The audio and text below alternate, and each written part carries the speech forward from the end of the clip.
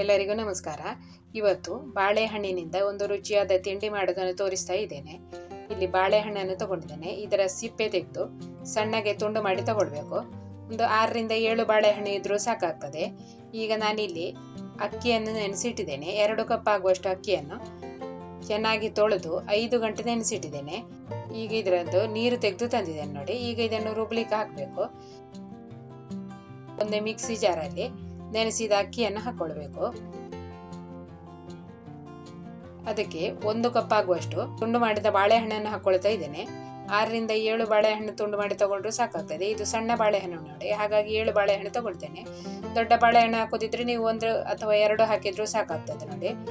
ಈಗ 1 ಕಪ್ ಆಗುವಷ್ಟು ತೆಂಗಿನ ತುರಿಯನ್ನು ಕೂಡ ಹಾಕೊಳ್ಬೇಕು. ಹಾಗೆ ಸಿಹಿಗೆ ಬೇಕಿದ್ರೆ ಬೆಲ್ಲವನ್ನು ಹಾಕೊಳ್ಬಹುದು.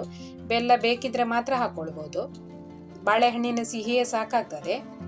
ಈಗ 1 ಏಲಕ್ಕಿಯನ್ನು ಕೂಡ ಹಾಕಿ ಬೇಕಿದ್ರೆ ಹಾಕ್ಕೊಳ್ಬೋದು.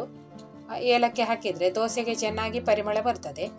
ಈಗ ನೀರು ಹಾಕಿ ಇದನ್ನು ರುಬ್ಬಿ ತರಬೇಕು. ನಯವಾಗಿ ರುಬ್ಬಬೇಕು. ರುಬ್ಬಿದ ಹಿಟ್ಟನ್ನು ಒಂದು ಪಾತ್ರೆಯಲ್ಲಿ ತೆಗಿಬೇಕು. ಹಾಗೆ ಮಿಕ್ಸಿಯಲ್ಲಿ ಕೂಡ ನೀರು ಹಾಕಿ ಸೇರಿಸಬೇಕು. ಈಗ ಇದಕ್ಕೆ ರುಚಿಗೆ ತಕ್ಕಷ್ಟು ಉಪ್ಪನ್ನು ಹಾಕಿ ಚೆನ್ನಾಗಿ ಮಿಕ್ಸ್ ಮಾಡಬೇಕು. ಮಿಕ್ಸ್ ಮಾಡಿ ಆದಮೇಲೆ ಅರ್ಧ ಗಂಟೆ ಅದನ್ನು ಮುಚ್ಚಿಡಬೇಕು ನೋಡಿ. ಜಾಸ್ತಿ ಹೊತ್ತು ಏನು ಇಡಬೇಕಾಗಿಲ್ಲ. ಅರ್ಧ ಗಂಟೆ ಆದಮೇಲೆ ಇದರದ್ದು ದೋಸೆ ಮಾಡಿದರೆ ತುಂಬಾ ಮೆತ್ತಗಾದ ದೋಸೆ ಆಗ್ತದೆ. ಈಗ ಅರ್ಧ ಗಂಟೆ ಆದಮೇಲೆ ಒಂದ್ಸಾರಿ ಚೆನ್ನಾಗಿ ಮಿಕ್ಸ್ ಮಾಡಿ ತಗೊಳ್ಬೇಕು. ಹಿಟ್ಟು ನೋಡಿ ದೋಸೆ ಹಿಟ್ಟಿನ ಹದಕ್ಕೆ ಇದೆ. ಈಗ ಒಲೆ ಮೇಲೆ ಕಾವಲಿ ಇಟ್ಟು ಬಿಸಿ ಮಾಡಿಕೊಂಡಿದ್ದೇನೆ. ಈಗ ಇದಕ್ಕೆ ತುಪ್ಪ ಅಥವಾ ಎಣ್ಣೆಯನ್ನು ಹಚ್ಚಬೇಕು. ಆಮೇಲೆ ಹಿಟ್ಟನ್ನು ಹಾಕಿ ನಿಮಗೆ ಯಾವ ಥರ ದೋಸೆ ಬೇಕೋ ಆ ಥರ ನೀವು ಮಾಡ್ಕೊಳ್ಬೋದು. ದಪ್ಪ ದೋಸೆ ಬೇಕಿದ್ರೆ ದಪ್ಪ ಮಾಡ್ಕೊಳ್ಬೋದು, ಅಥವಾ ತೆಳ್ಳಗೆ ಬೇಕಿದ್ರೆ ತೆಳ್ಳಗೆ ಮಾಡ್ಕೊಳ್ಬೋದು.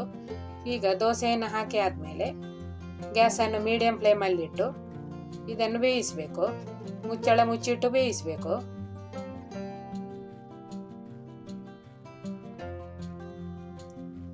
ಎರಡು ನಿಮಿಷ ಬಿಟ್ಟು ಮುಚ್ಚಳ ತೆಗೆದು ಸ್ವಲ್ಪ ಎಣ್ಣೆಯನ್ನು ಹಚ್ಕೊಳ್ಬೇಕು.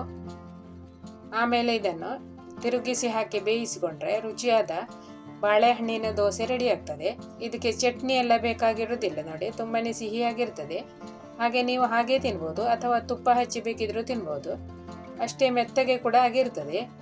ನೀವು ಮಾಡಿ ನೋಡಿ. ಹಾಗೆ ವಿಡಿಯೋ ಇಷ್ಟ ಆದರೆ ಒಂದು ಲೈಕ್ ಮಾಡಿ. ನಿಮ್ಮ ಅನಿಸಿಕೆಯನ್ನು ಕಮೆಂಟಲ್ಲಿ ತಿಳಿಸಿ. ಎಲ್ಲರಿಗೂ ಧನ್ಯವಾದಗಳು.